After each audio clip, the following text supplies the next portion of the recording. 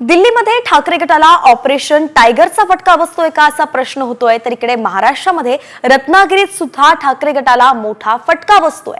माजी आमदार राजन साळवी आज शिंदे गटात प्रवेश करणार आहेत। ठाण्यातील आनंद आश्रमामध्ये एकनाथ शिंदेंच्या उपस्थितीत त्यांचा दुपारी 3 वाजता पक्षप्रवेश होणार आहे आणि यावेळी राजन साळवींचे शेकडो समर्थक सुद्धा शिंदे सेनेत प्रवेश करतील। राजन साळवींनी काल शिवसेना उपनेते पदाचा राजीनामा दिला होता।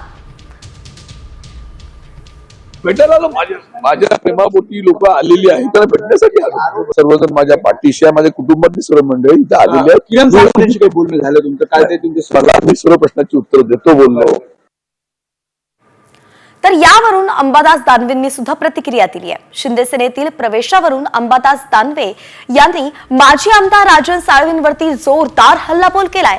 निवडणुकीच्या एका पराभवामुळे पक्ष सोडणं चुकीचं आहे असं दानवे म्हणाले।